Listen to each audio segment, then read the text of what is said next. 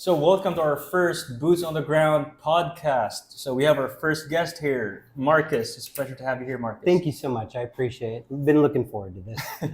All right, Marcus. So, we've actually known each other for how many months? 6 months? Gosh, at least 6 months. Yeah. 6 months, right? Yeah. And for those of you who don't know, Marcus actually lived in Thailand. Yes.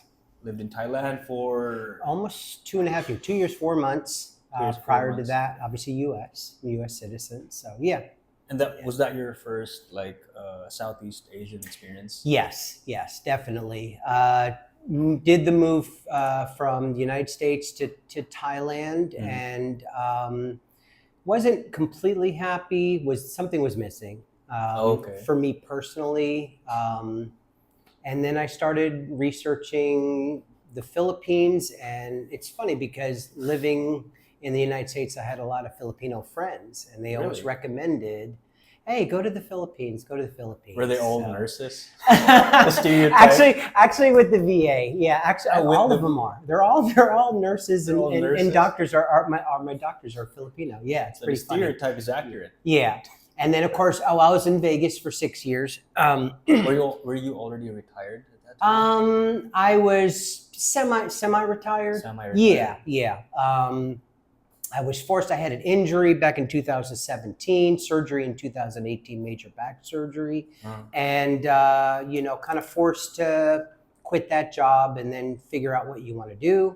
Okay. Moved to Las Vegas, and there I actually played full-time, played poker, and made a good living. COVID came and shut all that down. That curse word COVID, but right. Yeah. So it actually ruined a lot of friends. Yeah. Different people. Yeah. So what actually made you jump from living in Las Vegas, USA, to a Southeast Asian country? Well, of course, it was a girl. That's number one. Yeah, reason, that was right? yeah. I had a relationship with her. Actually, met during COVID. Online, right? Online, of course. Yeah, through a group chat on Facebook. It wasn't any of those sketchy websites or anything, or meet the Asian perfect woman, and no, it was actually through some friends in the United States. At that time, you had nothing better to do. Everything was shut down, and you just started chatting with some friends and made a connection. And I don't know, was it 6 months later after chatting, I went to Thailand. And that was my first experience, with Southeast Asia. The weather reminded me of the hot, humid days when I grew up in Florida. Oh, is it that humid in Thailand? It's very humid here? Yes. Oh, yeah. okay. But I think it's not quite as humid, and I think it's a little bit cooler. A little bit cooler. But I'm closer to the ocean, living in Lapu-Lapu currently. Okay. So we do get a nice breeze. I noticed driving over here on the motorbike, it does get a little sticky. So very, very similar. So like today's cloudy, and you'll say you're okay. No, it's still the humidity's there. Humidity and everything. Yeah, that does a lot. That reminds me a lot of Florida, high humidity. But Florida does go through a little bit of transition where it is a little bit cooler. Which is really nice. So, and then of course in North Georgia, where my folks live, you have the four seasons. Actually, they had snow in North Georgia yesterday. My folks said. So I'm like, I kind of miss that. But those are one of the things that my previous clients asked me, like, what's the temperature there? And I had a client back 1 month ago that he tells me, this is the same heat from the sun. It's okay, but it's compared to Arizona, we have dry heat there. Right. And I was like, what is a dry heat? Dry heat is like, if it's higher than 8% humidity, it's very humid, 8%. So we're talking here, here is 89, 90% humidity. So you feel it, you feel real wet. Perfect example, before coming here, I took a shower. From Thailand. And in Thailand, it's the same way. But you take a shower before you get dressed and you come here. And by the time you're dressed, you're sweaty. You can feel the sweat rolling down, the back of your legs. Is that a bug? No, that's sweat and everything. So you have to prepare. But it was the same thing in Thailand. The more inland you are, you feel it. Kind of like when you're inland anywhere, in any country. But like, well, with the typhoon that we just had, the weather really got actually cool. You were here even before the typhoon, which was the earthquake. Yes, that was my first experience with that. So in Florida and Georgia, we have, with the hurricanes, which are comparable to typhoons here, and never been through an earthquake. You hear about them, you see them, you talk with people from California. It's like, you see the bad one that happened in San Francisco with, that was a horrible one, and you see them, but you don't know what to expect. And okay. I live in Lapu-Lapu. I live in a condo, 15th floor. And when it hit, it 10 was p.m., right? It was 10 p.m. or 10:01. Were you about to sleep? And I was pretty much asleep. I have a little dachshund, and he lays there, and he jumped up, and I'm like, "What are you doing?" And it was like rocking, and I'm like, "What is happening?" And your dog noticed everything. It first. He noticed it a split second, and then he grabbed on to me or my leg, and I grabbed onto him. I'm holding on, and it was just the rocking motion, and it was just back and forth and back. So you don't know what it is. I was like, It was trembling, right? No, well, with us, it was back and forth the first time. They were higher right, because the 15th floor. And then there was 5 other ones where that was just the vibrating shaking. And you don't know what to do. The next day, the engineers came to inspect the building, and they said, "Just curious, what did you do when the earthquake happened?" I said, "I was just kind of rocking out, and I didn't know what to do." "You didn't leave your condo?" I said, "No, was I supposed to?" Right. "Yes, you're supposed to exit the building, and there's the meeting area." Well, the meeting area is probably from here to the wall. It's like, oh, look, if that building's coming down, it's crushing everybody there. I'd rather just go down in pieces and maybe I survive. Right. I don't know, my stupidity or something. But so then another one happened a few days later. The type. Aftershock. Yeah, right. That week was and everybody ran and jumped, and I'm like, listen, all right, I've got back issues. I got sore legs. I'm not running down 15 flights of stairs. You just don't care. Because the elevators. I'm like, but they made us get out. And that was fine. You knew what to expect then. It was very devastating, especially to what happened up north. Yes. In Cebu, because they were I think that was Bogo. Yeah. That was mostly affected by the earthquake. That was horrible. That was horrible to see. Do you know anybody there?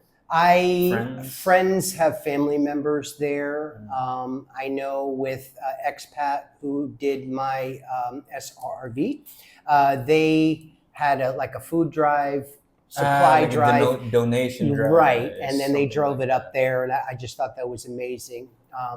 You kind of look around and say, okay, we're safe. You don't realize it, and then you see the photos and everything that's happened. The strangest video that I saw, which this was kind of comical, was the one on the 2-lane bridge. And to see the lady and she's driving the car and stuff, and these 2 motorbikes come, and just to hear her reaction, oh Jesus, okay, and the thing's rocking, and the 2 motorbikes in front of her, and it's like so surreal. Right. And then of course you see the devastating pictures. You see Tent City, and it becomes surreal then. And then to see a community come together. I think you called me at 10:07. So it happened at 10:01. You called me at 10:07. Are you okay? I texted everyone. I'm great. Thanks for asking. What the hell was that? And stuff. So I was pretty sure that Marcus would be. You've probably never been through one of these. It was his first few months in the Philippines, and now he experiences this. Right. So, this might put him off. I don't know. No, I mean, this is my home. This is where I'm supposed to be, and So, and then we had the typhoons. And you mentioned that you're a big preparer, right? I am. And I think we've talked over online 3 months before. At least 3 months. At least 3 months before you came over here. Yes. And many of my subscribers already have seen the video that I put out about the airport thing. Oh yeah. You want to tell them that story? So first, let me say I had the honor of meeting you, and it was I think by the grace of God, or however you want to look at it, just thumbing around, looking at YouTube, right? Looking, nothing better to do. and investigating. That's my prep time of the Philippines, and there you show up. Yeah. And I was interested in the SRRV, and I wasn't getting information maybe fast enough for me. Right. And there you pop up. And it's just like, text me, call me, email me. And immediately after your video, I emailed you. Right. And it wasn't 10, 15 minutes later, you emailed me back and you talked, and I had a million questions for you. Right. So, on the call, right. So, what was the question? Sorry, I went off on the airport thing. The airport thing. So, funny story, guys. I had somebody with me. Right. We flew in from Bangkok to Manila, and then it was Manila to Cebu. And we had our little dachshund with his, and you're kind of focused on that first time flying. Right. You have all your luggage and everything. So when you fly international into Manila, then you have to take domestic. You go to a whole new terminal, everything. So you're focused on that to make sure, especially your dog. And so I get in line at immigration, and I just remember the gentleman saying to me, first time visiting the Philippines. Yes, sir, it is. I'm all excited, It's late. It's 1 a.m. I get it and stuff. And then he says, are you married to a Filipino? No, sir, I'm not. First time visiting Philippines? Yes, sir. And you're not married to a Filipino? No. Why do you keep asking me? But then I was just like, he kept asking. It was like I was interrogation or something like that. It was, focused more on, I got to get to my luggage. I got, 2 hours for my flight and everything. And I guess my attention to detail failed because he stamped my passport. And you don't even know what that is, right? It's not just a stamp. Yeah, and I've been to many other countries doing the tourist run, because when I first I went on a multi-entry tourist visa to get into Thailand, and every 60 days you had to exit. Or you could hire a service. We chose to exit. We'd go to Malaysia, we'd go to Indonesia. Here I am exploring, and it's wonderful.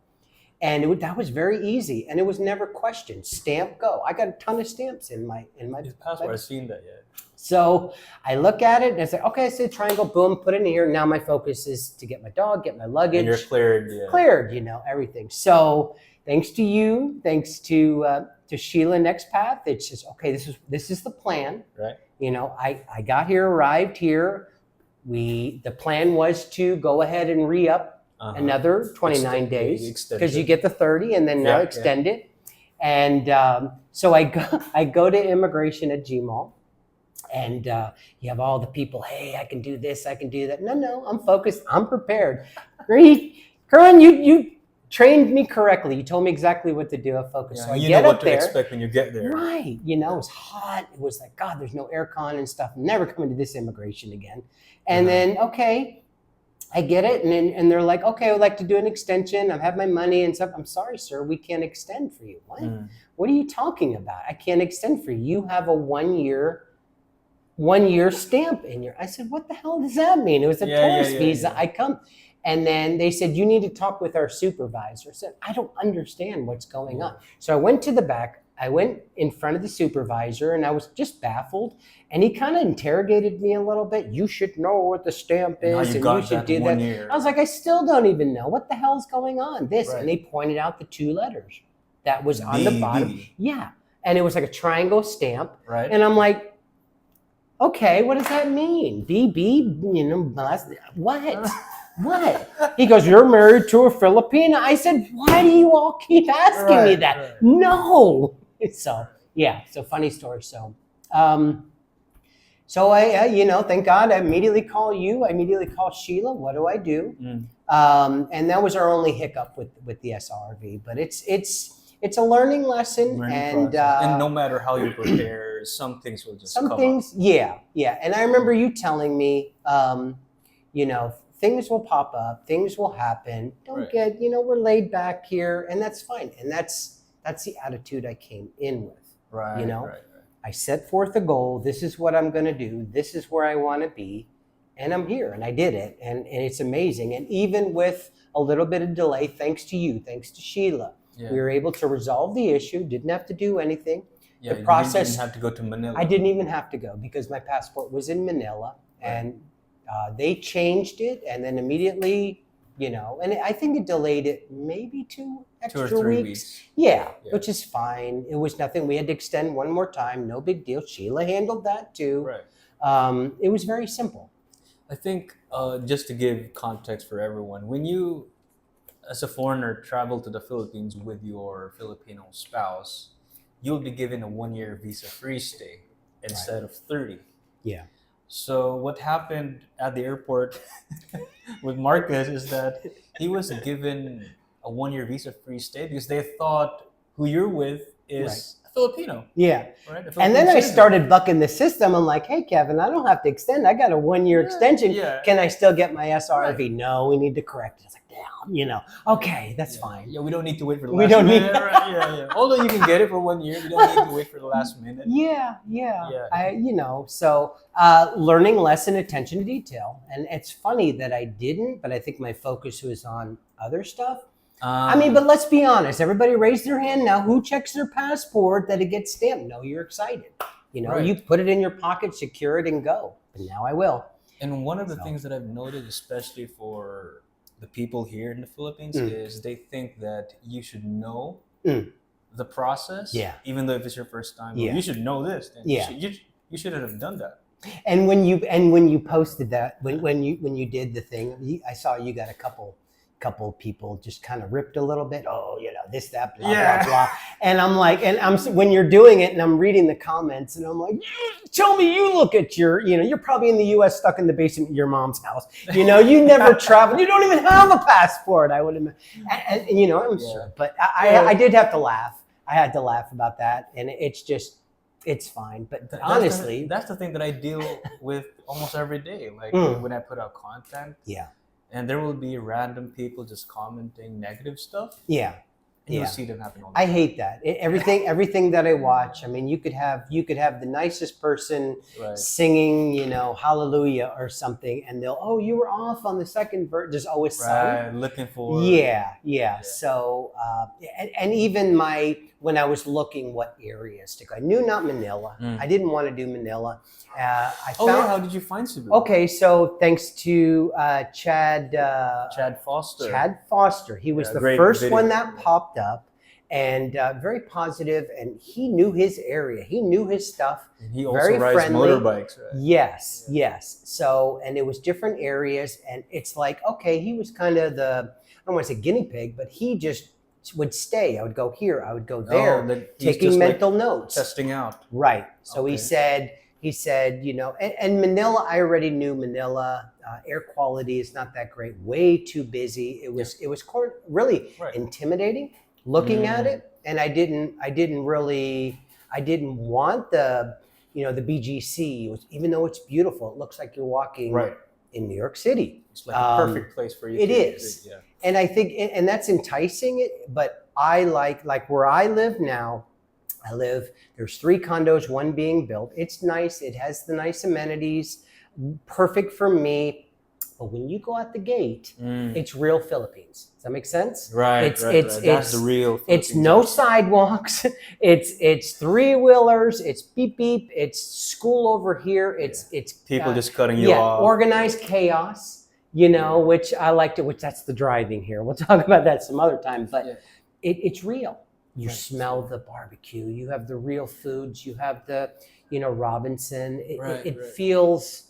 It's for me. It's more comfortable. Yeah. Now, it's nice in IT Park, Business Park. It's beautiful. I thought I would end up there, but it's like for now, for my needs, it's perfect. Right. You know what I mean? Right. And many people get stuck. They like to live in this place where I think they refer it to as the bubble. As a bubble. Right? Like they don't go out. They live there for most of their lives. Sure. Right? And they don't go out. Yeah. And if they go out, it's just like every small inconvenience will turn out to be the most, tragic thing that happened in their life. Right. And it's like, to me, I'm an explorer. I like to, obviously I'm a talker. I like to see that. I like to, I like to interact. That's good. Respect. Right. Respect the culture. Bottom line, we are in your country. What culture shock did you have? Okay, so I was pretty much when I moved to Thailand, culture shock big time. Oh, because that was With your the first driving. time to travel Yeah, to Southeast yeah. Asia. Actually, so I moved to Thailand, and my first time moving to Cebu was thanks to you, thanks to people like Chad, and thanks to YouTube. Yeah. And you only believe 50% of what you see Right. and everything. Okay, I'll experience it, but I can kind of see it, places to go. Sikior and Mobile and Oslo. There's a lot of places to explore. So many places. And it seemed like Cebu was a perfect fit. Okay, get here. This is the first time I heard the bubble. What's a bubble? It's not, okay, it's our little zone. Yeah. And yes, it is nice. It is convenient. But I would see myself maybe getting lost. It would be like I'm in the US still. And it would be like, yes, the dinner choices are nice, but are you really going to go to the markets? And are you really going to go and eat nice food? Or are you going to go Texas Roadhouse? Are you going to, because the convenience of it. Right. Sure, the interaction. The mall is amazing, but I'm really not a mall person. Yeah. I'm becoming one because when it gets hot, the mall is great. It's aircon. Yeah, that's where most people go to, especially Filipinos when the power is out. Oh my God. They just go to the mall. Right. Yeah. So those brownouts and stuff. Thank God we have a generator with it where we're at. So I guess a little spoiled, but so that's to take into consideration. But it's like I want to interact. I want to be a part. And then other than the few little, small, minor little, in Manila, in Manila where they're kind of a little snotty or what, different type of people, I think. Right. It's, every airport I think is like that. But coming here, it's just like a weight's been lifted. It feels like home. So yeah, it's one thing that also a lot of expats, we call that tell to other expats when they experience one thing. Yes. They're gonna describe that experience as a whole country. Yeah, they've had a bad experience here. Yeah. All of a sudden, the Philippines is a bad country. Right, and I can't stand that. Right. It's like there's three sides to every story. There's one in particular, and he's lived a while here, and now he moved elsewhere, and it's been gone 6, 8, 9 months, whatever, and compares the two. Okay, you moved on. He moved to Thailand, and then he compares, in the Philippines. You've moved on. Go. You had your bad experience. Right. It's just, and each individual, the best advice I would give is if you would like to hear my story, what works out for me, my certain things, then I will tell you, this is what's worked best for me. It may not work best for you. Some of the expats, the guys here probably couldn't handle being outside the bubble. Right. Coming here is 45, it's what is it, 13 kilometers? From where you From are, where I'm at to here. Right. Yeah. And it's 45, 50 minutes, unless you get lucky. Actually, it's less than. I think it's like 11 kilometers. 11 kilometers. And on a motorbike, obviously, it's quicker and stuff, and you follow the leader and whatever, but you have to have your patience. So some may not like that. I think if I originally moved here and moved to either Business Park or IT Park, I probably wouldn't need the bike. You have your jeepneys. Yeah. You have your taxis. Available. Yeah. And you can do a lot of walking and explore. But I think my best choice was, because the future plan is, let's take the motorbike. Let's start by going to Tops. Right. Let's go to where there's the Rose Garden or the flowers are up north. Yes, And obviously, you've been driving, I think, in Thailand for so long. Yes, right? yeah. And I've been. Where do they drive? Left side? They drive. Now, car is crazy because in Thailand they drive. I guess they do this in parts of Europe too. You're driving in the passenger seat and in the opposite end of the lane. You're in the left side of the road. Yes. And you're sitting on the right side of the car. Yes. Okay. So that was a culture shock.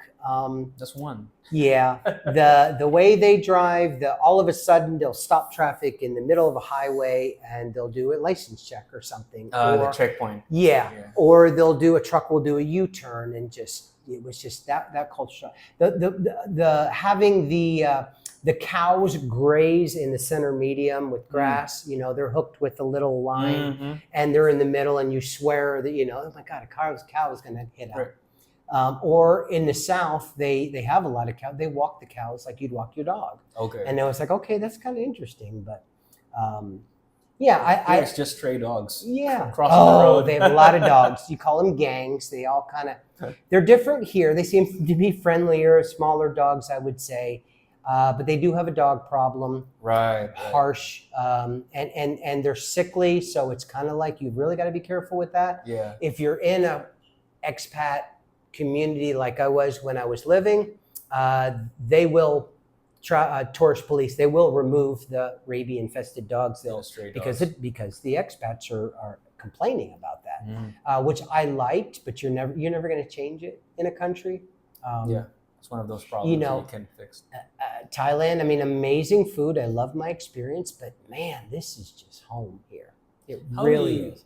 How do you explain the communication here? I mean, the language barrier between Thailand and the Philippines. Yeah, Thailand. So when I originally moved, I moved to southern Thailand, and I think I was Is that a city or? Yeah, Trong. It's called, way down south. 12 hours south of Bangkok, way in the southern part of town, not far from Hat Yai, which is like the last area before you cross into Malaysia. So it was way down there. And they were joking because they said I was the only white person there. And it was kind of like I was a celebrity. I mean, you have all the Thai people and everything. And look, I'm white. It's obvious. And just even riding a motorbike or whatever, and you would get these looks. Like, what is that? Especially from the younger children. I've never seen a white person before, and they would joke with me, but a simple smile to them, and they're bright as can be.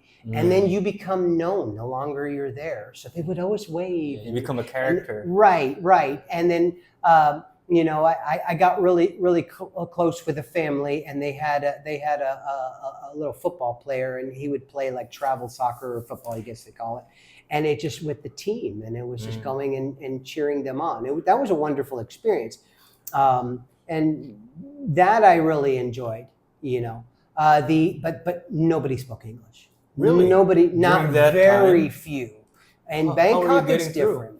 I was there, I was there about 6 months, and then moved further north to a town called Pranbury or Hua Hin. It's also a city. No, yeah, Hua Hin, Pranbury, basic cities there. Hua Hin is known for a lot of expats going there, traveling or not, or living there. English is spoken more there. It was more understood. That's how you got an adjustment when talking to people. Yeah. And Did you have to learn Thailand language? That's, for me, it was impossible. You just couldn't figure it out. It was when they talk with jaw, when they speak, and I never could get. I learned hello, how are you? Basic stuff to be courteous. They say just try, make an attempt. When you came here, was it that hard? No. I watched, again, being organized. I watched a lot of videos. There was a lot of people talking and everything, and then of course having Filipino friends, especially in Vegas. There's a big, great community of them.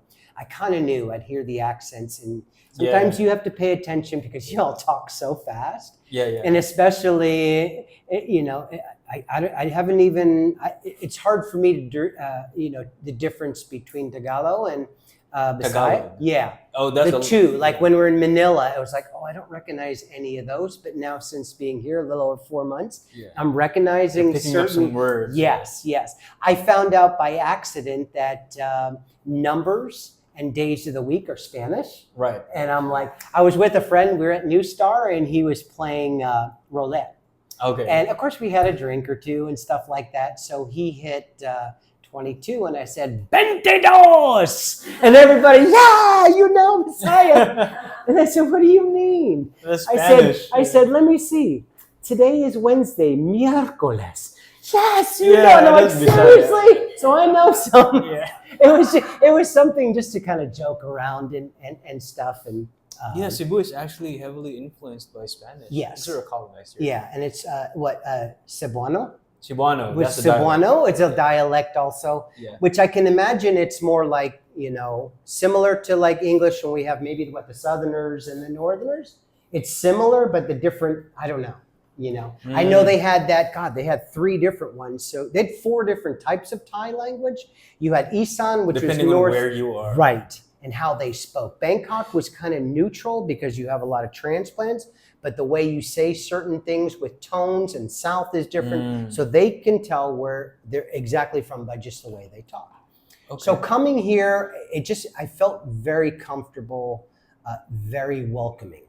When you first arrived? Yes, yeah. Even in Manila, it was okay. But coming here to Cebu, especially again when we arrived here with the dog, and they were just amazing. The guy came out and he says, "We have your dog and this, and I know you've been on a long journey, and we want to apologize." I said, "Apologize for what? You got him here safe." Right. And he brought him to me, and it's like I'm waiting to pay. Because I was supposed to pay something. He goes, "No, you paid in Manila. You weren't supposed to pay there. So we'll just whatever. Take your dog and go." Really? Let's go. Grab the luggage and go. Yeah.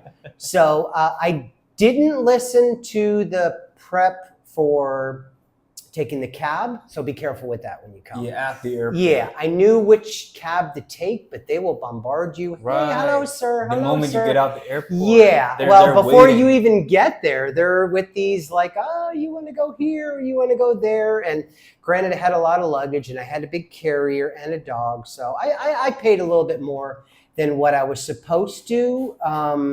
But at this point in time, it was like, oh my God, just get me where I have to go. Right. Been up all night and the stress of, and he was great. He did great. It was, no problem. And that was my main concern. And then you get to where we were staying and then it just kind of hits you. God, I'm here. Yeah, you're here. I'm here. After and we arrived morning. Yeah. Had a bunch of delays until getting here. So I was supposed to be here a week before. Right. And it just so happened to work out. This is when we were supposed to be here. Everything just kind of lined up. I think that's what brings people here is how generally friendly Filipinos are. Yes. Like you can go to anywhere. Yes. And you can talk to somebody and they just you can make friends. Yeah. Right. And it's if they're saying hello to a female, it sounds like they're saying mom, but it's ma'am, right? Ma'am, right? Ma'am. Yeah. But sounds like mom a little bit. Yeah. Mom. Hello, mom, which is ma'am, mom. Okay, I get it. So. It's and then, funny. hello, sir. Please call me Marcus. Come on, hey, what's your name? Okay, that's your name. Okay, we're friends now. No more, sir. Call me Marcus. I mean, it's the same experience. Sir Marcus. Okay. Right. It's the same experience with Rod, my other client. Yeah. We were riding in a car together, and I was speaking with someone outside, and I was just, "Hi, mom. How much is this?" Yeah. And after that, he was like, "What are you saying, mom?" No, I'm saying it like in the Filipino way of saying it, which is respectful, right? Yeah. It actually basically says, you are saying ma'am. Yeah. But I'm not gonna say ma'am to a Filipino. It's kind of weird. Okay, I see. Yeah. Right. And just like in the South, where yes, ma'am, no, ma'am, yes, sir, no, sir. It's just the way how we say it. Yeah. We don't say ma'am. Yeah. To a Filipino. Right. To a foreigner, we can say it that way. And I try and incorporate certain things. Kumusta? Kumusta? Salamat. Just thank you. To try and say proper pronunciations because I'm kind of a perfectionist. I want to be respectful. Right. But then I always add good morning, kumusta? Mayong bunta. It's good morning. I'm still learning. It's in progress. It's respectful. Right. Because again, you're trying to take time to learn. Yes. And the mindset is, and it should be for anybody coming here, look, we're guests. Right. Regardless now, I'm a Filipino resident, now I think, but no, I'm a guest. And my personal views, this is the way I will treat it. Is everything hunky-dory? No. Is it slow? Sure. But it's not a big paradise. Deal. Yeah, it's not a big deal. No. It's not a big deal. And the biggest advice, I think you shared it with me and I heard it one more, don't bring your crap from wherever you're coming from. Leave the trash at the dumpster or something. Mm-hmm. Come, and this was like a new start for me. Yeah. And it was just a mindset. Right. And it's not like I'm running from anything. It's just, I wish I would have listened. Somebody said 3-4 years ago, you need to go. And it just didn't lock in. or something with it. I've talked about, made a lot of friends. I've made more friends now than I've had in such a long time. And that was hard for me. In Thailand, it was hard because of the language barrier. I met a few that became friends, but we moved away and kept in touch with WhatsApp. He was wonderful. He's a British guy, made me laugh like you'd not believe. And, talking once a week, okay. But that was about it. But that was, video chat. And then what happens the rest of the time? Right. And it never felt like home. And then family was not family. Here, transactional there. But even families getting together. I mean, maybe on special occasions, but I'm just kind of sitting here like this. No one's entertaining. And if someone, they're trying to, but if they don't speak English or whatever, you just kind of, you just sit there trying to fit in. Just keep feeding me or whatever and stuff. So here, I've had the opportunity, God, I've been blessed to meet a particular family it's just multiple people coming around that just kind of wrap their arms around me. 3 different generations in one house. Right? Absolutely. And it feels like when I grew up, we had a large family, but it's nothing compared to, when they say they've got 35 or 40 nieces and nephews and 11 brothers and sisters, and it's just like, y'all are Catholic, That was the biggest joke in the U.S. Somebody said, who did that? One of the comedians, 6 kids, Catholic. You must be Catholic. You got 6 kids, So that was always the joke. Sorry. I forget I'll think of it later. But it just even, from the food to the karaoke is just so much fun. Yeah, I think that's the most local thing that you did.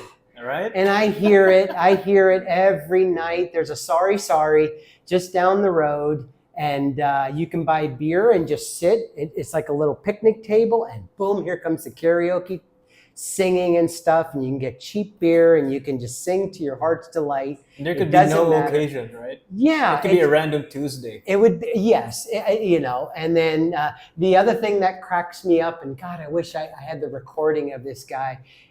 So obviously, we're closer to the water where I'm at, and these guys sell their fish. And he's on the loudspeaker for about 45 minutes. And I call him the Babaloo man. Because I swear he's saying, whatever. Babaloo. What does that mean? Says, I don't know. So I kind of recorded it. And my realtor lady who found me, she said, yeah, that's the fish guy. He usually gets me in the afternoon. And it's 2 to 3 times a week. And it's 5:45 in the morning. The sun just came up peaking, and I'm like, okay, I want to sleep in. And I call him the Babaloo man. And I don't know exactly what he's saying from a distance, but you get to know that. You get to know the chickens and the roosters. You know exactly when they're gonna. It's just become very comfortable. But that's a good immersion. It's strange. It feels like home. That's good immersion. I've kind of immersed myself in, and just try to just be a part of it, because you're very welcome in your country. Right. They'll wrap their hands around you, at least from my experience. Sure, you have the ones that kind of eyeball you, and you just pay attention, and not everybody's going to like you. Sorry. Right. You don't have to talk to everybody, but even the guards when you go into the mall, good morning. Right. Morning, sir. Right. I say it to them first, and it's just a nice little smile. Never felt awkward in any situation, really. One time, little one, but that was it. And everything gets straightened off, but it's not perfect here, but it's my perfect. It's my home now. Right. And that's, because you can tell, I love being here. I really do. There was many times when I was with my clients, we were walking the mall or outside, and they were very, very happy, and all of a sudden they see a security guard with a shotgun. And they tell me, that never bothered me. No. What's with the shotgun? What's with the rifle? I actually, I didn't know that the U.S. has that kind of thing. Yeah. Like everyone has a gun. So, Well, did Trump order that? No. So I don't really know how to, what it means. Being former military, it never really bothered me. My client was just an ordinary citizen. Sure.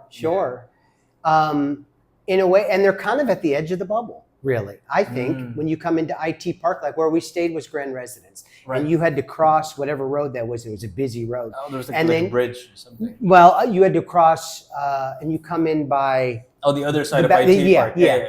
and you come in that way. You cross the busy road, and then there, and just standing before you get into the bubble, you have two of them standing there usually, or driving around. You have them in specific locations.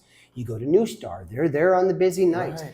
and it's a reminder that, okay, I feel safe. You know, Right, the right. guards outside, the guards at our condo, they're armed. they're armed. And They're armed, It's not just a and- pistol. It's No. most of them are rifles. Yeah, and Maybe for some others, they might think of it as there's a problem, just a maybe. problem, Yeah, or, yeah, in the neighborhood. I think if anything, it's like, to me, they're there to give us a sense of peace of mind, Right. knowing, you know. For us, that's the same thought. For Yeah. us. I think so, because again, it's like you have that bubble. If you're going to stay in there, then you'll never see it. But Right, if you yeah. go outside of it, they're there to keep law and order, and I have no issue with it.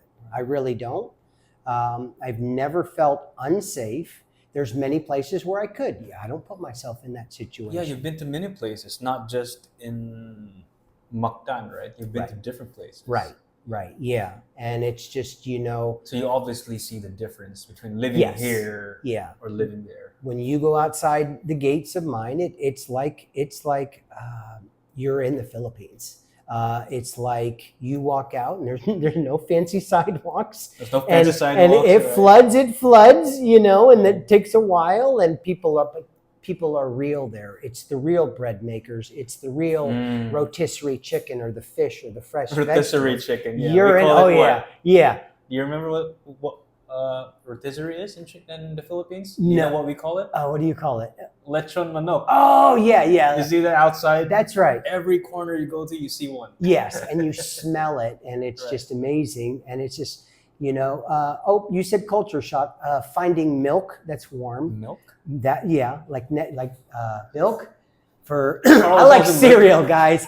Nestle milk, right? And stuff, or chocolate milk. I'm like, why is it not in the cooler? You know. Right. And then immediately I rush it home and I put it in the cooler. Eggs, certain vegetables.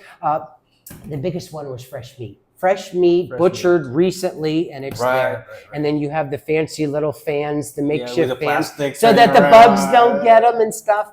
The food tastes different here in a good Really? way. It seemed chicken is a big noticeable one, right? Tell me more about it. Like in terms of food, like why is it so different? I think maybe what the additives that they add to In the US. foods in the U.S. in particular, the different preservatives. To make it big or longer? Well, Or so last they longer? water it up. I think, like chicken, for an example, they do growth hormones or whatever they add to the chicken. And the best example you can do is buy a fresh piece of chicken and freeze it.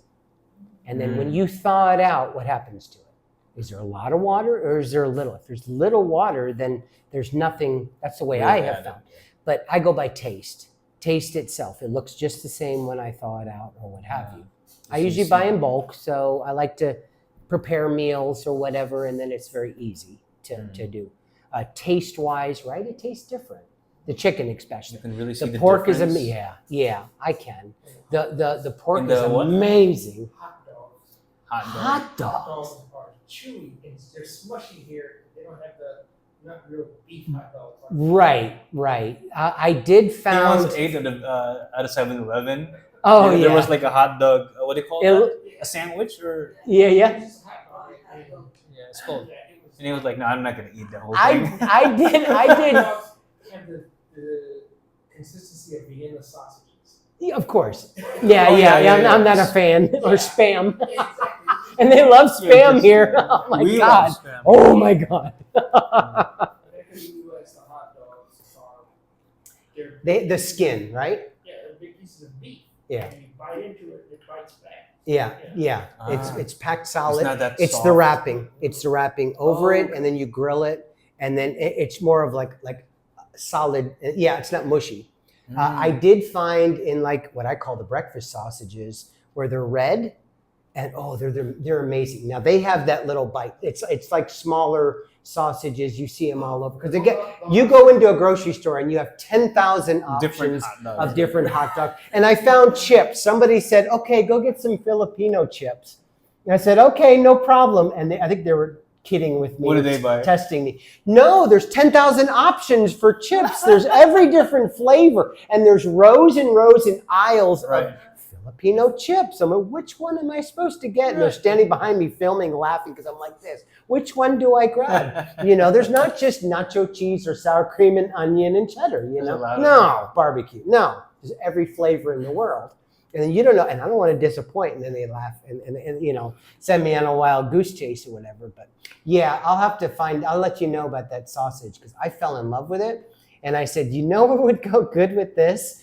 I said some fried potatoes and some maybe scram or sunny side up eggs into it. And they said, where's the rice? Where's the rice? Where's the like, rice? No rice for breakfast. Come on. Oh, I thought it was.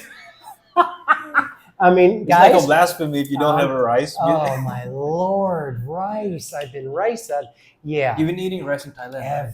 Yeah, but they weren't as forceful to have rice at every meal. I'm like, it should have it's rice. like mix some rice in with your cereal. No, what rice in your cereal, that's different. I cooked for my friend last night, and we did get some chicken and we shredded it up. And I happened to find some tortillas, so I heated up some tortillas, and then I cut some fresh vegetables and made like a little coleslaw, and we kind of made like a wrap, like a chicken wrap, taco, yeah. And it was just wonderful. And I didn't serve rice. Oh, I made sriracha mayonnaise. They've never had that with fresh garlic. And they were like, super impressed. They're like taking photos of it and everything. Let's just eat. And we were done eating. And I said, guess what? You didn't have rice today. They didn't even notice it. Yeah, and they're eating and taking pictures. And then you have to tell all your group friends. And then they're ting, why didn't you invite me? This, that, and stuff. So yeah, so that was the first time. But every meal. So I went. Rice. Yeah, so I went to Oslo, and I did. Oh my God, you guys got to go. The swimming with the whale sharks is amazing. Yeah. They have a beautiful waterfall there. Yes. Kawasan Falls. Yeah, no. The one in Oslo starts with a T. What is it? Falls? I'm not sure. Yeah, one major waterfall. It starts with a T, just near Oslo, right? And we went, got great photos of it, great video of it and stuff. So that is amazing. Yes, thank you. Okay. So I had, like I was saying, I had the opportunity, the pleasure of a family that surrounded themselves and brought me into their family. Because you did not actually book like we called it a touring service, right? They literally treated you out. They gave me 24-hour notice. I have a small dog. Find a sitter for your dog. You're coming with us. And they rent a van. And it was the week the kids were out of school. And this was the last day to do it. And I'm like, I don't really know. No, you have no choice. You're coming.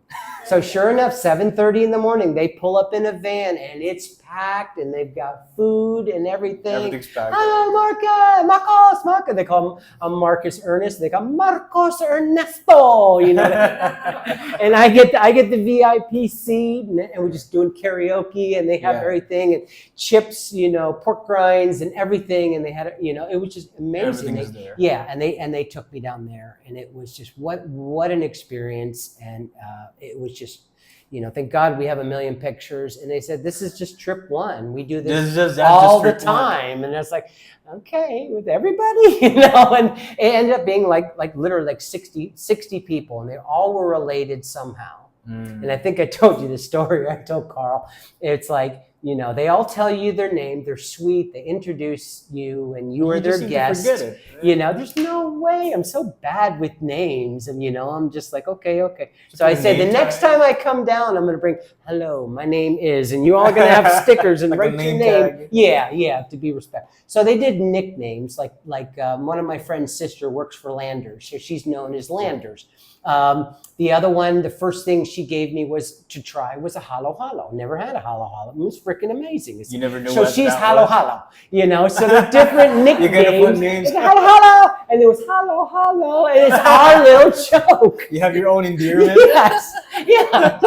You have to make it fun, and it's just Yeah, I don't know their real name. I do now. A lot of them, the certain ones, but the nickname. But our little hello. Because you remember it that way. Yeah. So if I can associate Charis is hello. God, if they see this, I'm sorry, I forgot you all's name. Like a family Filipino delicacy. Yeah. So, and then you have the nieces and the nephews and the cousins and the, Do they all speak English in general?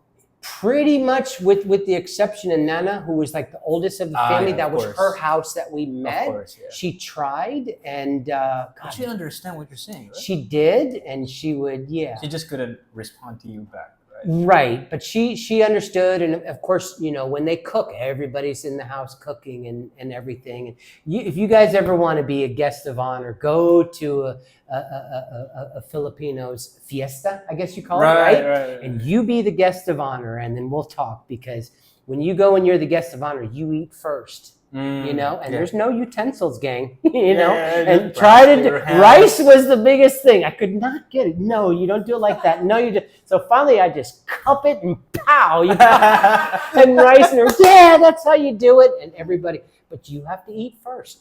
There's 2 chairs and 1 chair over here. Nana puts you sit down here. She sits here. She waits for you to eat. Eat, she says. Eat. I'm like, oh no, I'm a gentleman. No. Eat. Boom, the food's come, boom. And it's delicious as could be. Whoever says Filipino food is not spicy or it's not good, I challenge that, and I'll take you down to this family to see how these people cook. And it was we call it in the U.S. comfort food. Food. But by God, rice every meal. And the last thing they said, when a Filipino puts food in front of you, never deny. Never refuse. Yeah. So they've kind of learned me. I'm not a breakfast eater. I'm like 10 o'clock, 11 o'clock in the morning. I'd love some breakfast. Give me my coffee and let me wake up. 7 a.m. Breakfast is ready. Wake your ass up, and they drag you. And it's hot dogs and eggs, and I'm like, oh my God! And it's delicious, but I'm just the stomach. Too full. Never. Or you don't have the appetite to no. breakfast. It's coffee in the morning, and that's it. Sometimes it comes with bread. Or pandesal. Yes. And then what was they don't call them bananas, they call them the other form of bananas, where they cut up and they put it in fry it up with the. Oh yeah. The one on a stick. Yeah, that one, or the one that's cut up and amazing. Everything I tried was just absolutely. That was the first experience I had with lechon. I've been looking, and with the crunchy is, you love it and you don't care, and it's, but you become comfortable right away. But every meal, I had to start the meal off, it was just, and by the 3rd meal, I was like, come on, let's go, let's eat. What are we eating? Where's breakfast? But get used to it. And every meal was something different added to your palate, and I was just blown away. And seeing how people live. And many people don't know that it's always the uncle and aunties cooking the food for everyone. They don't order it. No, they all join in. They all join in and do their work. We did a birthday party last Sunday, and it was for a 2-year-old. And my God, there were 75 people there. And there was a 90-kilogram. Half of them don't even know the kid. No. Who are you? I don't know. We're here to eat. They just go there because they're neighbors. They had a 92-kilo pig of lechon. Roasted pig, Holy moly! And I mean, was there an apple to it? No, I asked them that too. I asked them. He said no, and of course I have pictures of it too. And of course, they put the knife on there. So they got some knife skills right there, but. They took pictures or whatever, and then I wasn't the guest of honor at that one, thank goodness. But then they were able to dig in. They know how to use that knife, and they serve it up, and of course rice, and we had all sorts of things, and swimming. We were kind of on the water in Mactan, Newtown. It was kind of an area. Okay. It's beautiful. It wasn't the actual Mac. It was off the beaten path a little bit. Where locals hang out. And much cheaper to go. It was free, and we had like a pavilion right on the water. And then we were swim, and we can, do everything. I will say a tip number 1 for me for swimming is you better have tough feet. or you have with Why? the coral, or it's not all nice and flat and pretty and stuff. There's you got rocks. those sharp ass rocks right there, Yeah. and they're like, dummy, you put your flip flops on and go, Right. and then swim out in the water, and then you put your okay, that's it right there. And when you get too far, the size is gonna be great. Yeah. When you get too far. Yeah, when you get further out, but then you're like, okay, I'm stuck with the shells and everything. You know. I mean, it's Seaweed. sharp. Yeah, it's sharp. So, it wasn't too bad with the seaweed, but just the love of a family, the love, and they say, we don't get along all the time, but when we come together, we set our differences aside. Everybody brings something. It's amazing. Right. And then by God, the alcohol comes out. A little bit of liquid courage, and then here comes it, and we start to sing. Everybody sings, and I swear the majority of them could be like an American Idol or something like that with the voice. Amazing voices, and they know every song, and they choose the hard ones. Yes, yeah, and then you get your liquid courage and you sing, and then sing it again, and pour some more liquor. What was the first Filipino alcohol you tried? The San Miguel, was that the one? San Miguel was the first beer. I did try a Red Horse, and I was like, wow, okay, there's a big difference. And then there was they kind of called it a whiskey. I forget what it was. I don't remember you just the take name. A small shot? Oh, no. There's no small shots. They pour you a shot. A big shot. Yeah. Okay, go. And, are you going to have one? Oh, no, that's too strong for me. Yeah, you're going to serve me that. But no, it wasn't that bad. It was strong. Or they want to put ice in beer, and I'm like, oh, no, you don't put ice in beer. What's wrong with you? You water it down. So I said, get me one of the cold ones, Yeah. You can put an ice pack, right? As long as but you don't put the ice directly in the beer because it waters it down, the taste. Here, it's but here they do. It's pretty common. Especially when you go to a very cheap bar. Yeah. You go there and they don't have a refrigerator. They don't have one. They just have a case full of beers. Yeah. You buy a separate ice. You go to a sorry, and you get a bucket of ice, and it usually comes in these big blocks. Right. And that doesn't melt down as bad, but when you get the little ice cubes, but usually if you're, you're at a sorry, sitting at an umbrella, it's warm anywhere, that beer is just going down fairly quick. Or if they know you, they're going to reach in the back and grab the cold beer and hand it to you. Yeah. If they don't like you, you get the warm beer, and it's up to you to, But I can't do warm beer. It's very strong, actually, if you get drink. It is. Warm. It is. Yeah. So, it's amazing experiences. I don't. I don't. Have you had like an argument, or not really argument, but an argument with the Filipinos? Have I experienced tampo? What? A tampo? Oh my God! How do you? Shy. What's tampo in English? What is it? Mood swing? Sulk. Oh, it's more than sulk. Yeah, it's sulk? Sulking. Look at sulk. SULK? Sulk? Sulking. So that's tampo in English? Yeah, it's. Gosh, I don't know. It's more than just sulking. It's the lip. It's the lip and the look. It's sulking, pouting, like this, pouting, aggressive, very passive. I'm so getting in trouble when they're watching this. Love you. It is an emotional attack. It is. Oh, okay. Without ever doing anything. Right. You just don't know. Or not knowing what you did. Yes. Yeah. It's like, and you figure it out. So I said something. This particular individual, she's going to crack me in the head. I said something, and then just as soon as I said, she focused on what I said instead of, can I finish? Oh no. And it was Stop right there. Yeah, You're in big trouble. I said 2 or 3 words, and it was the wrong. It wasn't bad or nothing. I still to this day don't know. I understand the situation. It's a long story. I won't get into it. But yeah. Have I gotten an argument? Not really. Not really. Okay. Not really. I think I did have one issue at the condo, and they straightened it out pretty quick. Oh yeah.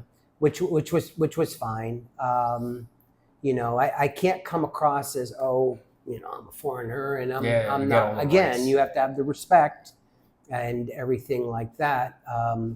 But no, other than that, really, That's just the soak. no issues. Yeah, Just the soak. Yeah, the tempo thing was. I'm learning, and I said, please, just guys, be patient with me because I'm not. It's actually trying Tagalog. to learn. Tampo is Tagalog. Tampo is Tagalog. Well, they all speak Tagalog too, so I don't know. Everyone speaks Tagalog because it's part of our education. Yeah. Yeah. But I will tell you this: they don't have poker faces. They can't when they frown or look at you. And there's certain looks. See it. Yeah. There's a funny look here, and they point.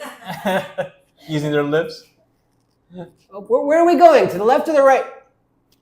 Like what? Okay. So I'm learning that. I'm learning the facial expressions, but you guys don't have poker faces because when you're upset, it shows. And it's just like, but you have to determine, is that a jokey face? Are you joking? Or serious? Or is it serious? And if it's the frown and looking with the eyes and it's eye contact this and then like this looking away, you know that's the serious one.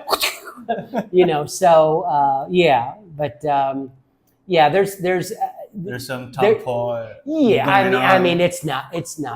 It's not bad. They do it to show me, okay, this is this, and everything. And everybody's different. Everybody handles it different. It's how are you going to respond? Right. What are you supposed to do? And that you learn. It worse or what? No. The rule of thumb, right, is you give you guys 15 minutes. Leave me alone for 15 minutes, and then make an attempt to sort things out.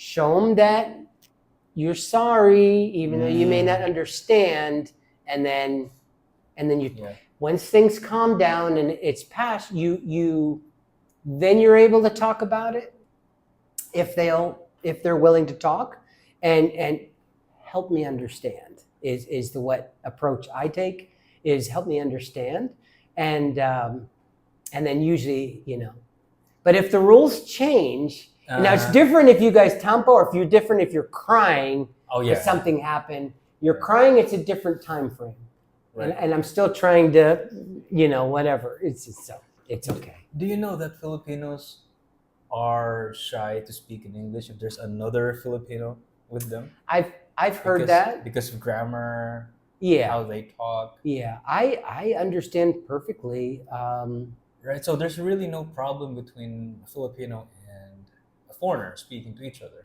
No. But when a Filipino talks to another Filipino in English, then someone might be judging.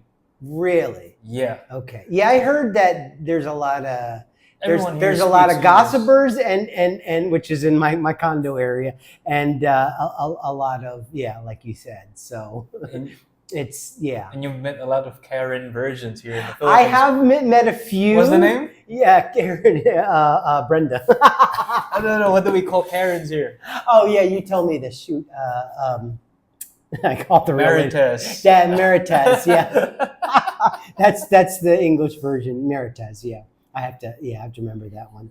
But it's it's just amazing. It brings me to this story, this situation that I've had. I had a client, and he brought his girlfriend and a friend of his girlfriend, right? And my client and his girlfriend was fighting, tampo. Okay. And the foreigner doesn't know how to speak Tagalog. So he was, sorting out the situation, speaking in English to his girlfriend. And his friend was just listening how they're fixing the stuff. Mm-hmm. And the girlfriend wasn't really talking because her friend might laugh if she will speak English. So it was like, no, just get off me. and her friend was like, hey, your partner, you need to fix it. Yeah. And she doesn't want to speak English because her friend might laugh if she speaks English. Oh. She has this broken English. Okay. Might as well fight. Might as well fight. Right. I think that's what I noticed. It's just that Filipinos is just comparing themselves to other Filipinos in terms of how they speak English. Yeah. But everyone understands what you're saying. I agree. I have not had an issue. I mean, I do have some hearing issues and stuff, and sometimes I have to lean in. You do a double take. And it's like, I'm not being disrespectful. No, we understand. If you guys talk too quickly, what? you know. Yeah. But I, with my hearing issues or whatever, I try and lean in a little bit more or watch with the lips, Right. And stuff. And if if they are talking Bisaya or they're Tagalog, you said, and then they're talking and then they look at you and look back and look at you, they're talking about you. Right. Right. They give it away. No poker face, Right. Gotcha. What'd you say? Nothing. Yeah. Or whatever. So It's very obvious, right? yeah. Very obvious. So it's fine. You take the. I think a part of the adjustment period is separating from the West. Especially with how you do things there, or it's just the way you perceive certain things. I think with the dating part of it, you can't compare your dating in the U.S. to here. It's a whole new thing. How you act or treat, obviously if you do with respect and everything, but how they sort of see something or what happens in the U.S. is not the way they do things here. To me, it's more sincere. They're at least, from what my understanding is and experience is they're straightforward. They're straightforward. This, okay, and stuff. So, like I said, I've had the opportunity to make friends with a few of them, and they've kind of helped me along and helped me in it because I always have a lot of questions. I want to know. I want to be respectful and. That's you need to learn the culture. Yeah. I think hopefully I will pick up on the language more and more, learning and people's names and faces. A lot of people have been recognizing me. Just outside of our gate, you have the 3-wheelers or the electric ones, and they know Sir Marcus. Come on, let's go. Sir Marcus. It's cute. Yeah, let them do it, and it's just let's go. Well, Filipinos to Filipinos, we don't really call our elderly their first name because it's disrespectful. Well, it's funny because I said, please call me Marcus. We're friends now. You know what I mean? It's kind of uncomfortable for us, especially if it's a Filipino to Filipino. No, I get it. Right. So if I'm talking to some lady, which is, let's say, 50-year-old lady, Filipino, I cannot call her by her first name. Okay. It could be ma'am. You call her ma'am. Yeah. Okay. Yeah. I get it. But to foreigners, it's totally fine. Yeah. Right. Yeah. It's just very uncomfortable for us to say that because that's how we are culturally. Sure. Right. Yeah, that's absolutely correct. And have you said something twice to make sure that they get it? Yeah.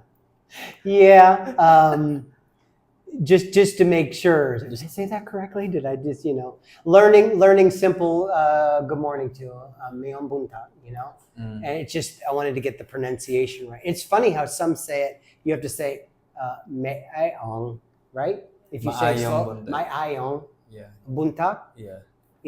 Maayong is good. Yeah. Buntag is more. So it's Maayong. Double A. Double A, but you have to pronounce the Maayong. Yeah, that's correct. Maayong. Yeah, like Hawaii, Maayong. Yeah, it's like Hawaii. Right? But if you say it quickly, they'll never, if you flub up a little bit, but they're just very appreciative. Because you're learning. Yeah, showing respect. That was a big thing for me. And it's just the simple good morning, or something, or how are you today, or it's different. It really is. And because we actually adjust, even though you come here, you should learn the language here. But people tend to adjust. I think so. Yeah. Yeah. People tend to adjust. Okay, this guy speaks in English, so we should also speak in English. Right. So we gather all of our friends that knows how to speak English. Right. And gather up and speak to this one guy. Yeah. No, you're right. You're right. One thing I did notice is the prices change a little bit when it's just you, or if you're with a Filipino or Filipino. Fact. You try that? Fact. Okay. It was funny how the three-wheeler rates to go to Gaisano changed once you had a Filipino with you. Oh, really? And I'm like, what just happened? How did you get it so cheap? Oh, it's always that price. You just, that's okay. And it's still, I don't mind. Yeah. I tipped too much from what I told. And I'm like, really? It's $1. Don't, this or that. Too much. Yeah, too much. They'll take advantage of it. And I just, okay. Yeah, tips here are never really expected. No. Yes, never expected. No. Remember the couple that I've assisted yesterday? So every time we go there, every time you go to a certain place because his wife was disabled, so they had to give something to that person, whoever is helping them to the door, the elevator, and I was like, no, you don't give everyone who helps you. Maybe at the restaurant, but not $100. When they arrived at the airport, they were just giving $100 to everyone helping them. Wow. Like, they were curving. They were. You should have seen the smile on their faces. Yeah, it's $100. It's 5,000. That's half of their salary per month. Oh my goodness! Really, yeah, that's big. Yeah, that's amazing. They might thought you're Barack Obama or something. I did funny story. So when we flew in from Bangkok to Manila, and then we had to go to the other terminal for the domestic, and I remember, and there was we flew Philippine Airlines, and there was Philippine airline guys that would just take your bags and take them over, so you wouldn't have to worry about it. And I just had U.S. cash and then packed away. You told me you prepped. So come with the 100 crispy condition. 100, and that was separate. And I wasn't going to open up that envelope. And then I had my pesos already that I had.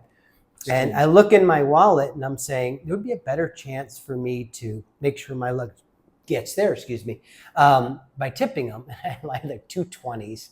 So I handed the one kid 20 and then the other kid a 20. Yeah. I said, is this okay? Oh, yes, sir. Yes, sir. Thank you. Thank you so much. And it was appreciative. Yeah. And it was, my luggage did get there. Yeah. You think about it after the fact, it's like, you just gave a perfect stranger 5 minutes into Manila and give him your luggage. We'll get it over there. Yeah. So, and it worked out fine. But I believe in the tipping culture. One of the hardest things is seeing the kids that are outside. Yeah. Ask for money. Yeah. And you get that a lot, and they'll tell you, the guards and stuff, do not tip. You can't. Some say it's illegal. I don't know. Yeah, it's illegal.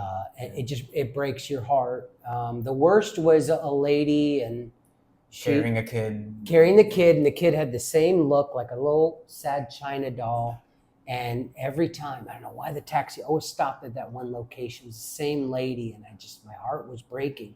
And even the taxi cab driver said, don't do it. Yeah. Don't do it.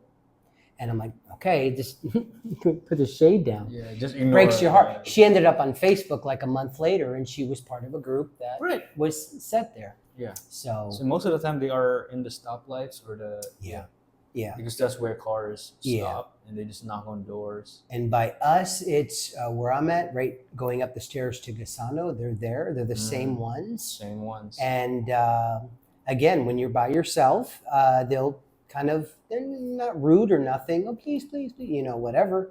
And you see the guards looking, and everything. And I try not to, but then I'll get them a snack or something. I get some cakes and stuff. Some are appreciative, and some are like, so. And them every time you pass by to that road, you will be familiar of their faces. Yes. It's the same ones. The same ones all the time. It's the same ones. One kid just caught me different. There's a Mexican restaurant, and it's right on the street just past Casano, and there's a glass, and they do karaoke in there, of course, but he was eating Mexican, and there's a busy street, and there was this kid, and he looked tired and sickly and hungry and dirty, and he knocked on the window nice and soft, and he went like this, and it just broke my heart. Called the waitress over. I said, you get him whatever he wants to eat. That's the best I can do. And she called him over, and he told her what she wanted. He was so excited. And she said, he's just looking for a little bit of money so he can buy 5 kilos of rice. He can't go home until he does. The kid must have been 9 years old. Barefoot, shorts, dirty. Wow. He ate. He was so appreciative and came and, maybe that's his first time to eat that kind of food. Maybe. And I said, please just, give him this. And she went out, bought him his 5 kilo of rice and said it was from him. And the kid came and gave me a hug, and I was about to shed a tear. And it was a feel good story. It was not for me feel good. It was for him.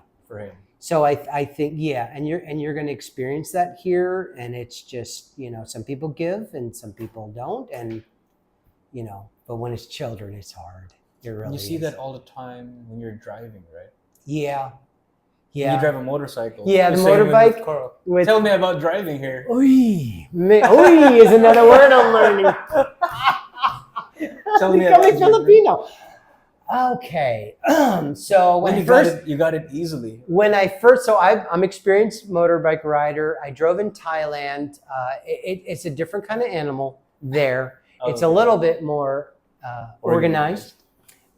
Here is the first week or two, you would take a Grab or a taxi and you would see how they do things. Right. And then I would, again, I'm talkative. I talk to the Grab driver and say, do you guys not get upset at one another? You guys literally cut each other off and zoom this and out.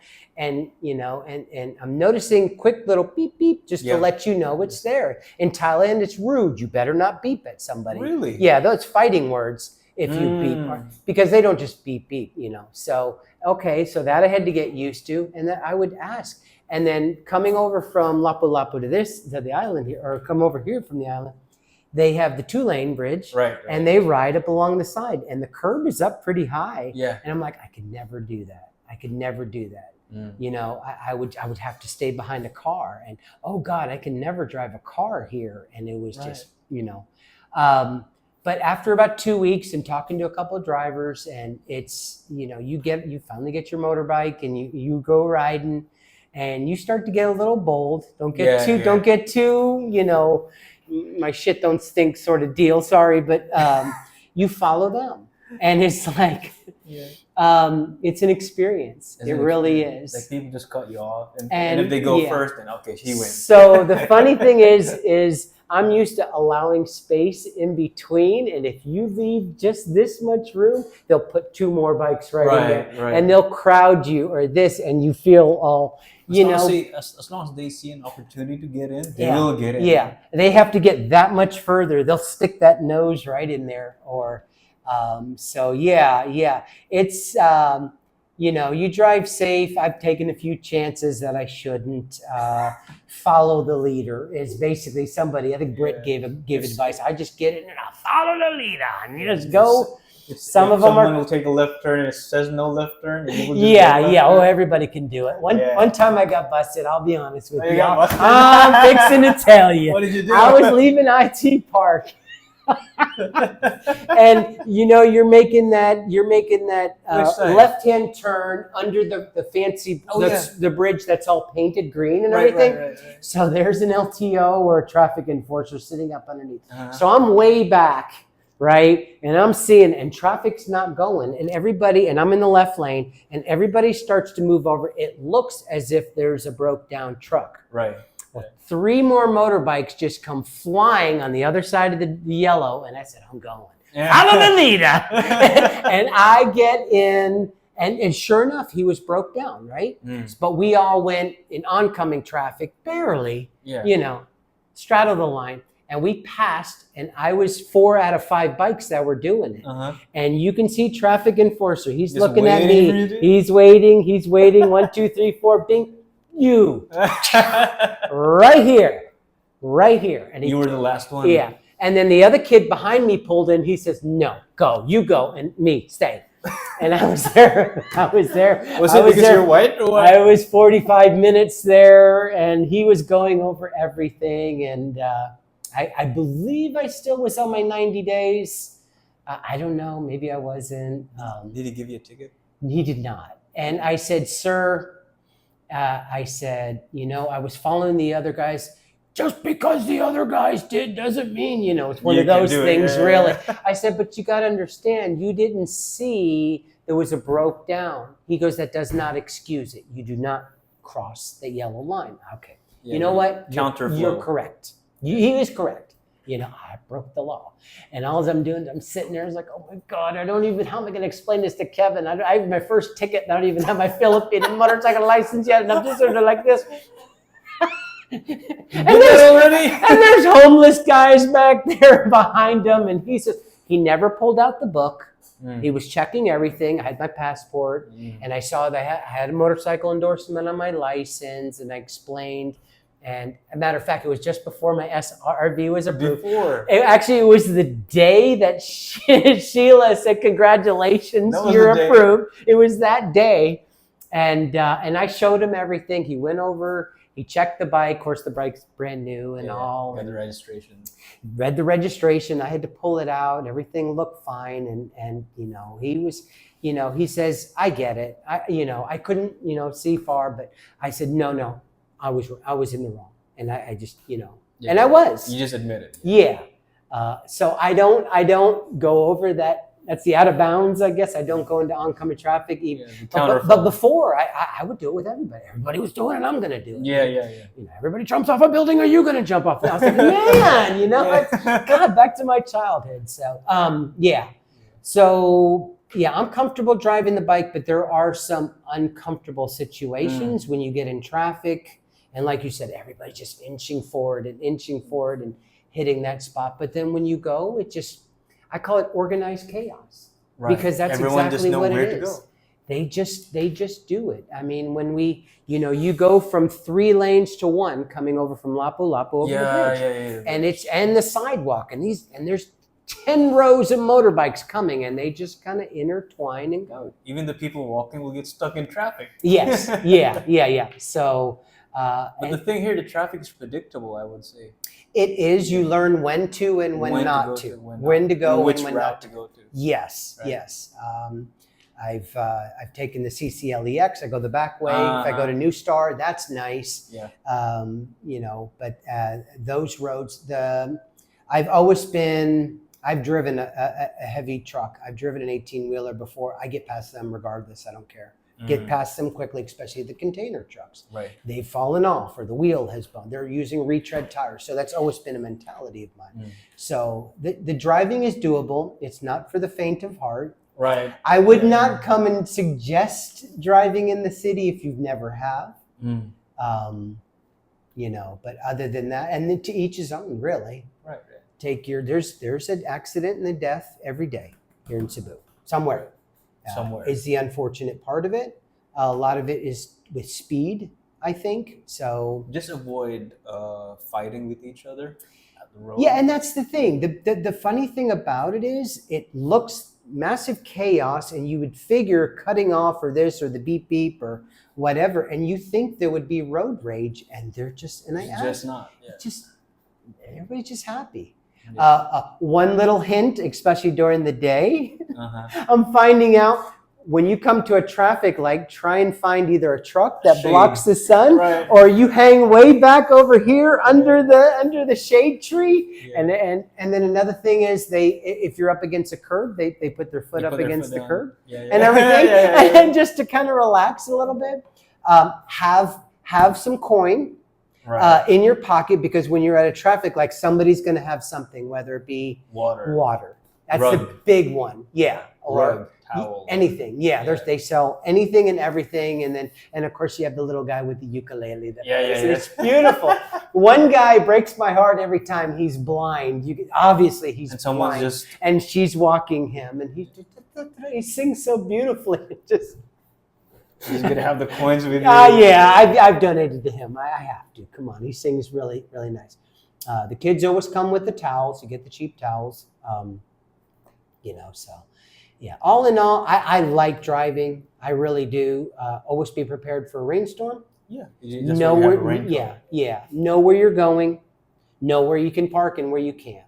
Yeah. It just, and again, I think that just follows to my attention to detail. You plan. Yeah. And it's so much easier to drive here in a motorbike than a car, because you will have problems in finding parking. So it's the most it's taken me in a cab was 1 hour and 22 minutes to get here from my place, and it's less than 40 sometimes.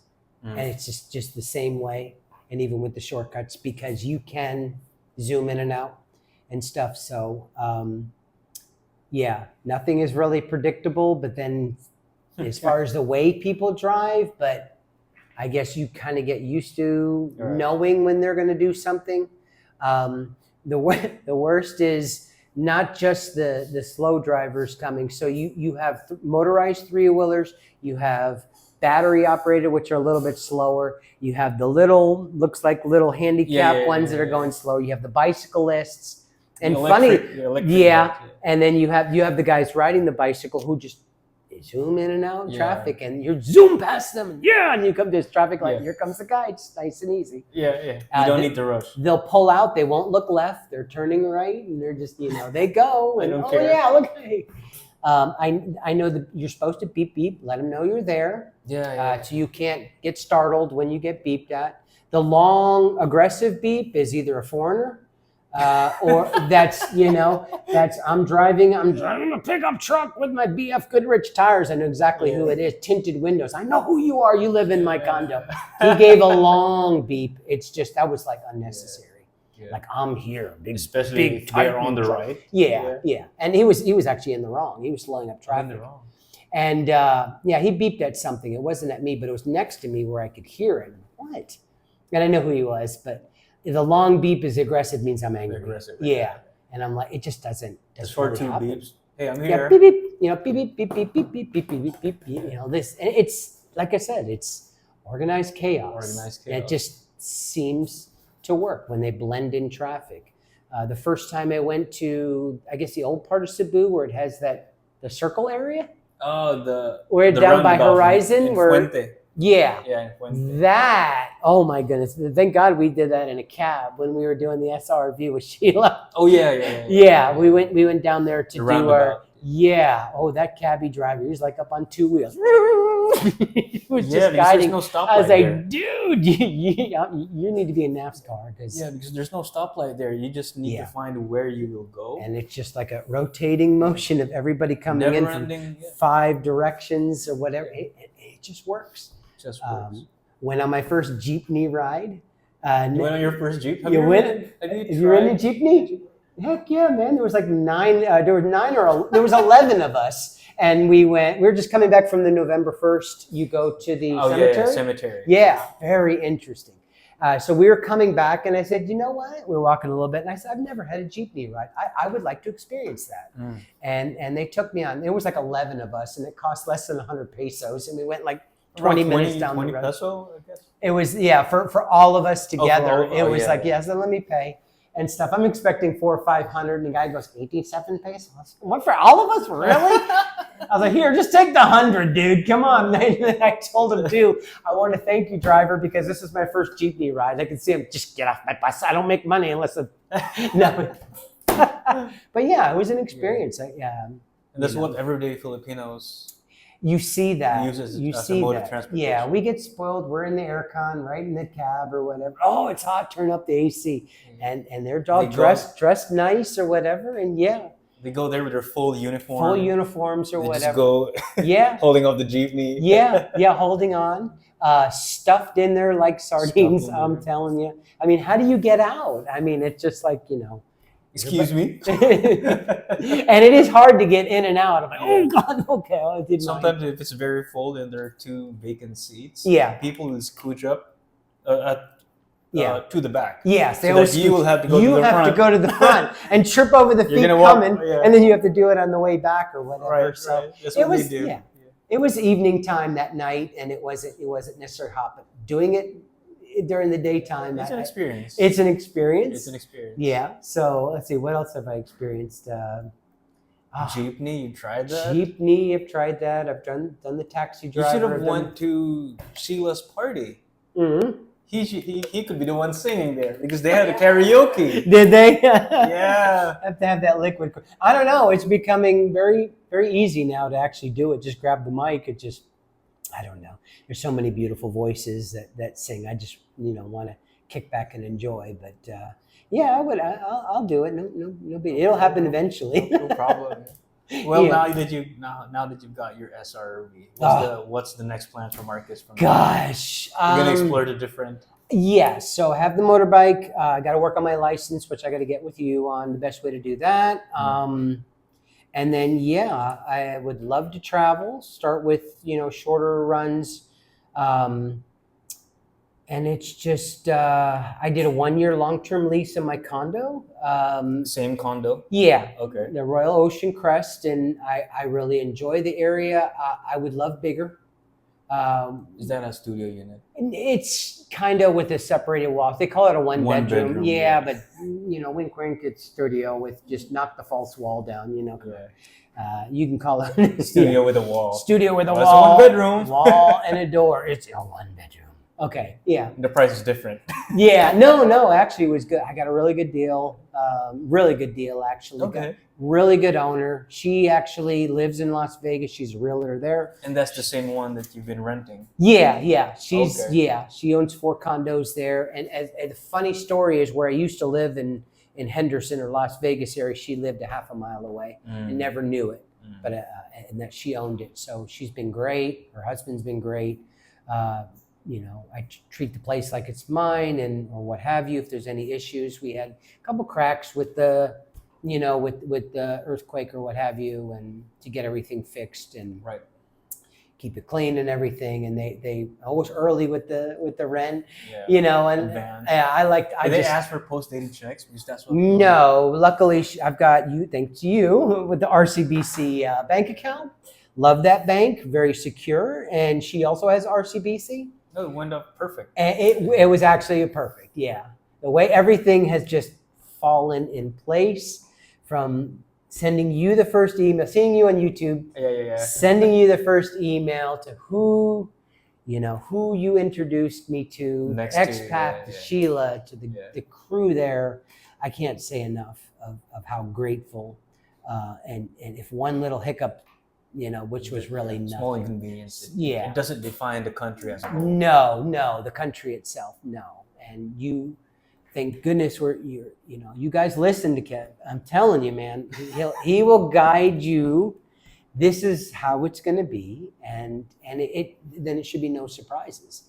And that if there is an issue, there's always a solution. Always a solution to it. Right? Yeah. So, wow, what's next? Well, I'm very glad. Take it day by day, I guess. I'm very glad that you got everything sorted out, from coming here. Yeah. The visa. Yeah. What happened to, we don't need to talk about it. You've been to places that we haven't been to, even Carl hasn't been to. Really? It is amazing. It's just the diving with the whale sharks is just. It's just down the south.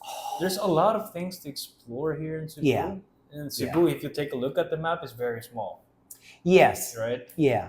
So, I mean, even like Magellan's Cross or in Lapu-Lapu, they have that area. The night markets, the different markets, different food venues or whatever. There's so many places to go and to visit. You could spend 6 months eating at a different location or whatever. Right. And experiencing it. It feels a new experience every time. And it's starting a new journey. And let's see where this ride takes us. It's open-minded. I love Cebu. That's good to hear. Knock on wood, I haven't had to worry about anything medical, but if I did, I trust in a lot of places here. Right. So now the SRRV has just opened up so many doors for me. Right. And I look forward to exploring and then going from there. Very glad to hear that. Yeah. So before we end this show, what would you say to your fellow expats or foreigners that are still in the U.S. that wants to come here? Because most of the people that I talk to are the same guys like you. Yeah. Like they are still in their country or maybe a different country. Right. And they're starting doing some research, like how much does it cost to live there, right, and so on and so forth. So what would you tell them? So obviously get with the right people. Definitely get with you. You offer a relocation program, anything that's available. I would start with just the simple, do your homework, investigate. Do you recommend selling their stuff right away before they move? Or they come here for a short visit? So they've come for a short visit and they want it and they made a commitment to do it. Yeah, I wouldn't bring it over if that's what you're asking. If you're making the commitment, sell it all and come on. No need to bring it unless you wanted certain items, maybe store small stuff or whatever. But as far as bringing anything major over, you can buy anything here pretty much, unless you're an odd size, huge, tall, or what have you. They have everything here. Pack light, pack thin clothes, even the skivvies, even the and you won't need jeans. Maybe one pair of jeans, and maybe once for the rest of your stay, year, right? Right. Who needs jeans? I actually have the long pants, but they're like the thin pants and stuff. Yeah, you got it. Do your homework as far as where would you feel comfortable living? Yeah. Airbnb worked for me coming over here, and that's we do boots on the ground is what you've named it. Yeah. And what Chad had named it too. It's get here, get settled in, and just stay for a certain area, even if you have to. But you have people like myself, like you, like Carl, that can give our experiences. Right. You did a lot of the footwork or homework for me. Right. You have done stuff, let me know, Personal and made stuff, it yeah. personally made it easy. Happy to give advice. Will never recommend as far as, well, do this or do this. No, what's my experience? What worked for me may not work for Right. someone else. Yeah. But get here and just explore. And there's 7,380 islands. Oh my God, if you can't find a place here. I don't know. Stay away from the negative Nancy's on the YouTube, Yeah. where if you see it's a negative title, just stay away from it. Yeah. You know, there's your channel. And I think that's how they get their views. I think they start off with that clickbait. Just to get bait. Yeah. I like Chad Foster. I like if you those are want good high energy YouTubers. Brits. Philippine Adventure. Britt McAllister? Yes. Britt McAllister. Amazing content that he does. You know, he makes it so easy. He's so down to earth, country boy, and Chad gives you all the videos. You know The that POV, right? Riding a motorcycle. Yeah, everything. His point of view, Very what good. works. He even talks about dating or what have you. Who they recommend dating sites. If you haven't already, there's plenty of opportunities I see that you can just walk around and just meet people. But yeah, I would start out that way, and obviously know your budget. Be organized would be my biggest advice. Know what cell service, what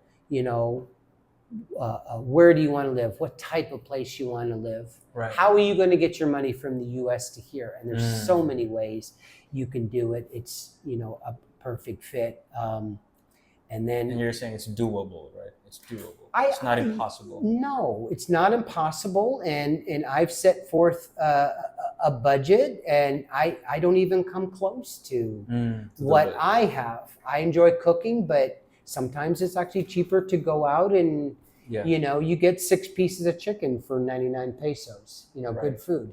You got to try Jollibees. Yeah. This is the main competitor of That's McDonald's just, here. man, Jollibee's, right? You talked about hot dogs. I tried one of those Jollibee hot dogs, and all I could taste was mayonnaise and cheese. It's like, oh my God, it's liquid cheese and then Parmesan cheese and then spread cheese. And where's the hot dog? And it was so mayonnaisey. I'm like, oh my God. It's so soft, yeah. I talked about this. Is there any meat in here? And then luckily it was a mini or whatever. And I was so hungry I didn't care. Yeah. Their burgers are good though. You just finished The it burgers are good and their chicken is good. I'm telling you all, they're better. They're better. And it's personal preference. Yeah, the spaghetti with the hot dogs is odd a little bit. It's a little bit sweet, but it's the experience that you have with it, and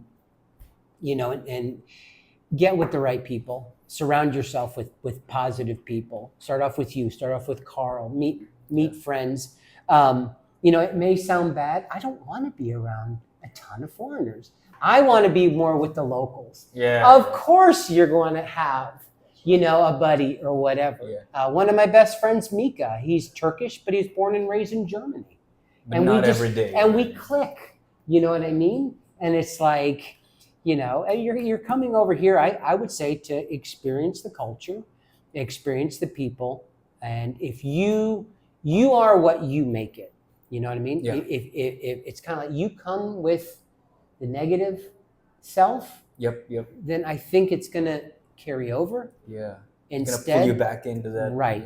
Yeah. And it's for me, it was an easy transition. Again, thanks to you and guiding me. And I owe you everything. I'm telling you, you guided me perfectly. And Yeah. I'm so glad we struck up a friendship and remained friends. And I know you're always there for me, Carl. You are also, and that means a lot. I know I can. You know, you even said you need anything, call me or whatever. You get in a jam with the whole licensing or whatever. Right.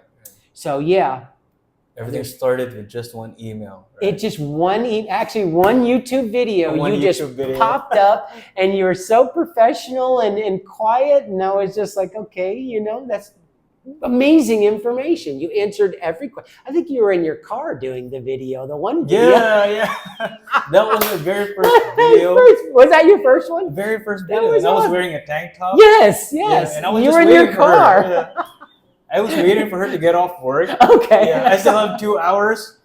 Well, if I'm gonna wait for her, I might as well make a video. It was awesome. Everything was on top of my head at that time. Were you with him when you guys went to Mactown and you waited for the you remember you went to Mactown, Newtown? Okay, I was on a motorbike. Okay. Yeah, It was one you had forgot your wallet. Oh yeah, we were together at that time. Yeah, we were together at that time. He parked, forgot the wallet, and cut. Okay, we're back, guys. We were at 7-Eleven. Oh shit, we brought something. We got no money. We need to go back. The parking was very, very far. We have to walk all the way back at the parking spot and get a wallet. Now fast forward.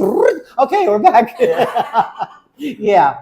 But see, that's the kind of stuff you do. You went so above and beyond, you know, to help people, to go speak with people.